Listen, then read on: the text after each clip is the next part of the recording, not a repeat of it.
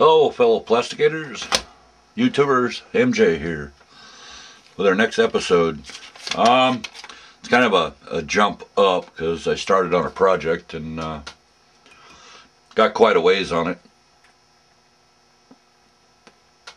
I'll have to insert some pictures so you'll be able to check it out. But what it is it's a 69 Chevelle that somebody started a conversion on to make it a 68. So yeah, getting a little dusty. Got to get her polished up, but I went ahead and cut the trunk out of it. I didn't care for where the seam was. It's nothing wrong with it, but I don't do them that way. Not a big deal. So I ended up cutting a trunk lid out of a junker body I had, and then I removed the SS panel that's molded in below it. That's the only difference on the 68 in the back. So that'll take care of that. And then I got a little carried away. I played with an SS stripe here, and what I did was, as you can see, what this is setting on is a piece of plexiglass. I've got black lines on it. As you can see, one there, silver, some pinstriping on there still. And then orange had some pinstriping still on there. And then there's a black line. And then I got tape, which I know that's the bottom. So if the tape's sticking up, it's the wrong way. Because this side's not in very good shape. So this side's pretty smooth. It needs to be cleaned up, but what I do is, what do I do with them? They were here. Ah, here it is. Automotive pinstriping is what I use. So I usually the single stripe, yeah, I don't even know what size it is, probably an 1/8.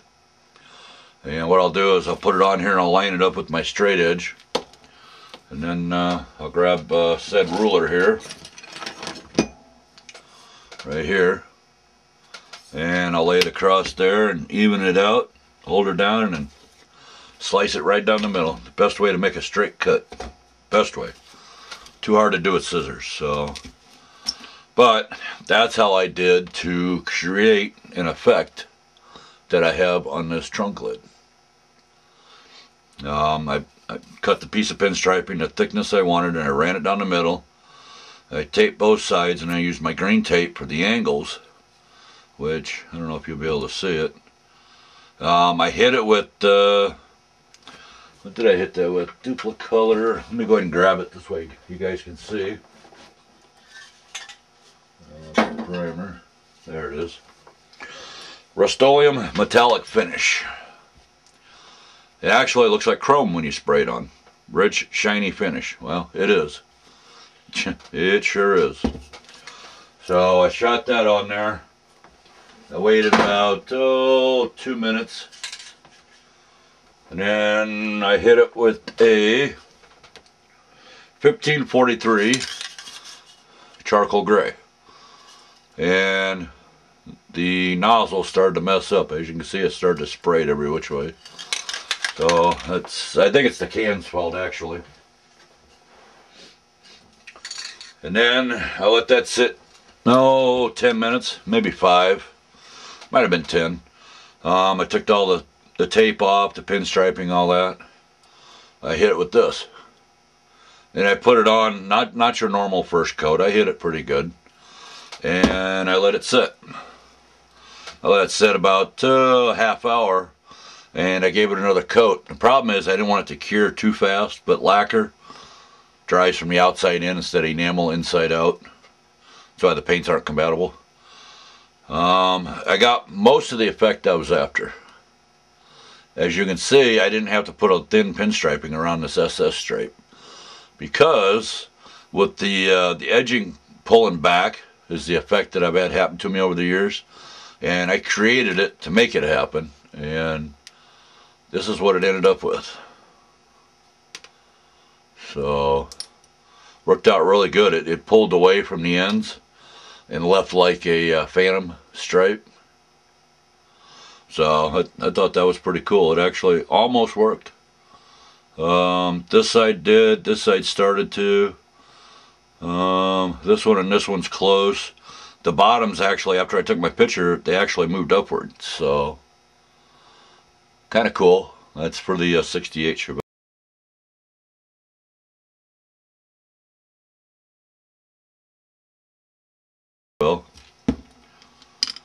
And the Chevelle I used as the donor, I got from a buddy of mine quite a few years ago.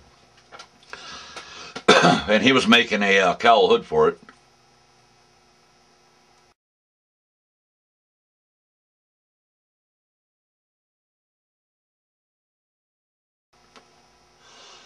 So I decided to finish that. And I did the same effect with it. Let me get a little closer here. As you can see, the edges pulled away. The center stripe is a lot wider now, but there's a mimic there of a little silver outline.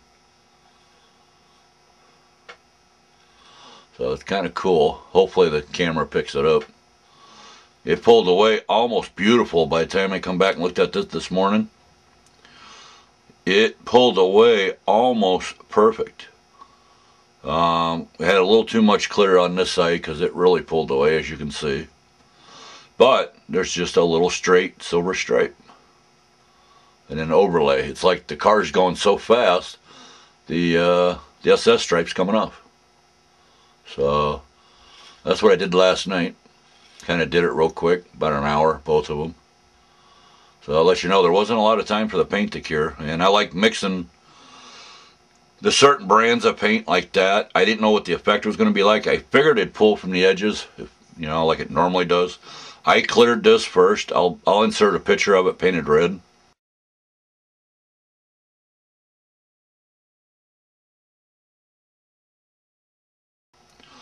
And then I cleared it with a kind of mediocre, kind of a light coat, just to give it a barrier. It makes it like super slick. And I noticed when I do that and I add these two colors simultaneously, it likes to pull away from the edges. So this was on purpose. And for being on purpose, I tell you what, I think you'll agree, it's actually really nice, really decent.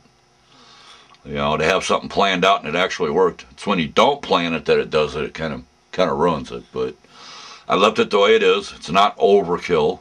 So kind of a neat color, actually, because the charcoal gray, I just missed it across the top of it. Not much, just enough.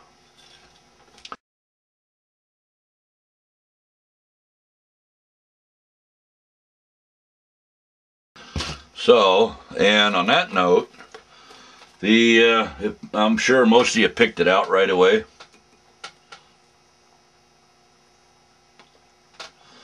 When I said the body was a 69, I'm backdating it to a 68. There's no vent posts, no wing windows. So, well, guess what? I cured it. I built both of them from scratch, took 5 pieces. And I'm going to go in, I'm going to trim these down because I did them this morning. The Pro Weld should have set up, so as you can see they're a little wide. I had to do it that way. Then I offset the little trim, the inside, probably the weather molding, which I don't think you can see there. I'll insert some pictures there.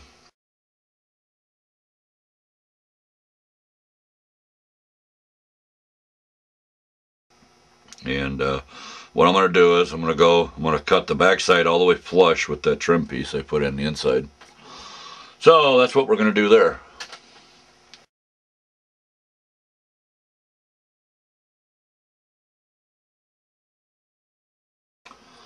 And from the looks of it, I'm going to have to plug the camcorder in because it's on its last bar. So hopefully, yeah, I have it up here. Okay. Let me go ahead and pause this, and I'll get her plugged in and get the old Dremel ready to do some hacking. So bear with me. Okay, we're back. Got to be extra careful. This is going to be tedious. They weren't really, per se, easy to build because of my big fingers, but we're going to go ahead and I'm going to try trimming them down now. So we make sure we got the right side, that is the right hand side. So like I said, it's going to be tricky to hang on to this because I got to cut it. And here we go. So we'll just cut easy, that's all.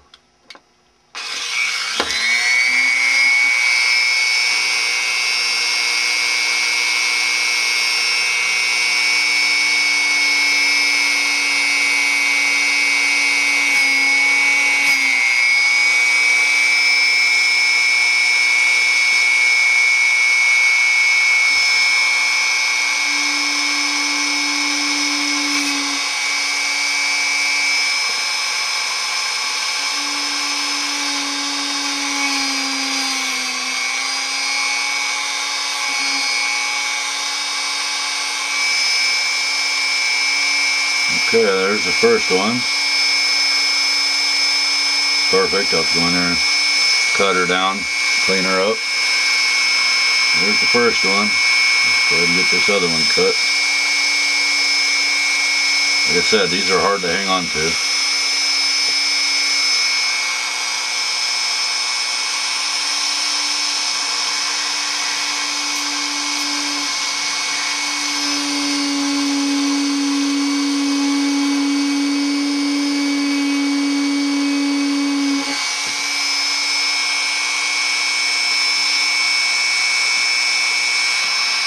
Mainly because I don't want to break them.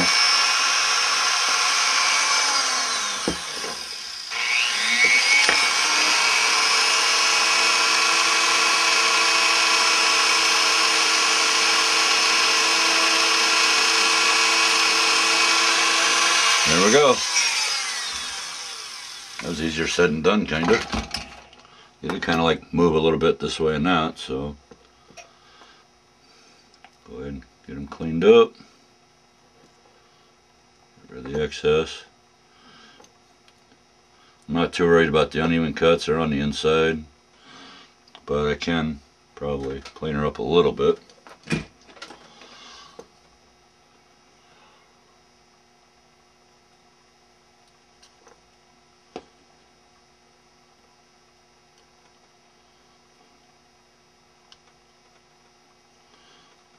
Okay, we have that. That all looks good. A little bit there. There we go. So, there we have it. And it helped letting it set, so I am going to try to show you what it looks like. Got a little edge here. There we go, we got her. Okay, I'm going to try to show you what it's going to look like in here. I don't know how well it'll work, but we'll try. At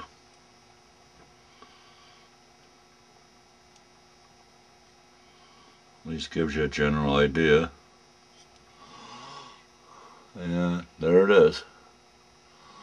Of course, I'll have it centered in there where it's supposed to be, you know. There. And I built it all at an angle, so that'll work pretty good. That might take a little bit more off that inside, but that gives you an idea how these work.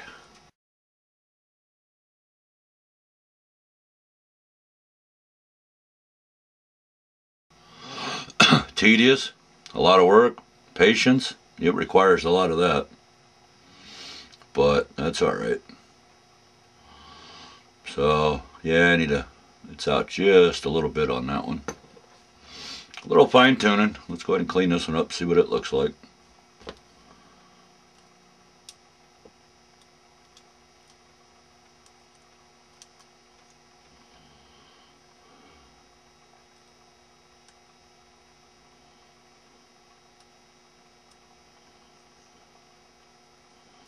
Try to knock some of the slag off there, I call it.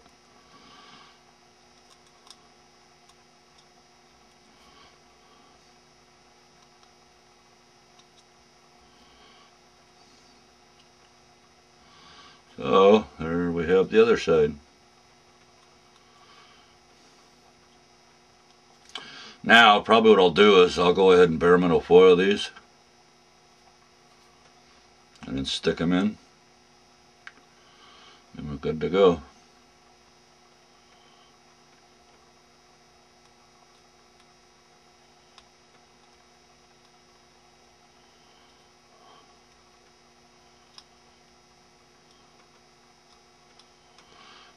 Now, I did kind of put them on an angle when I put them in.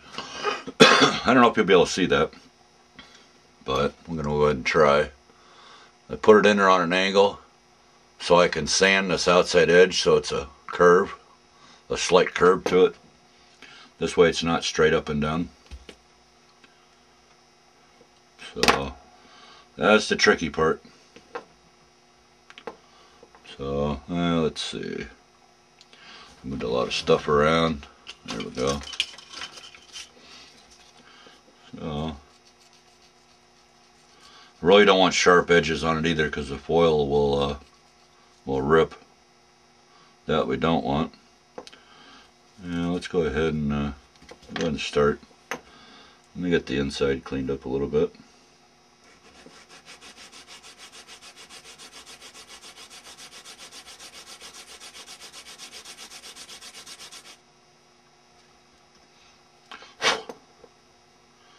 There we go.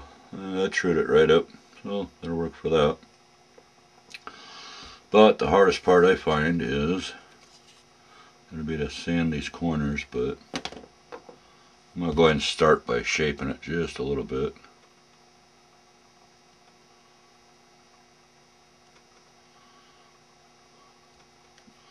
This is a new blade, so fairly new. So that'll help thin it out a little bit.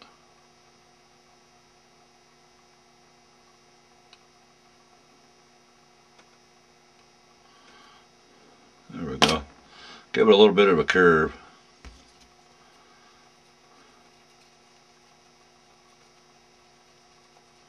Yeah, I know, my big hands, my big fingers, and working with this tedious stuff, but you manage, believe it or not. Alrighty, only thing that's ready for is some foil. So if I get that done before I get this video uploaded, I'll insert a couple pictures for you.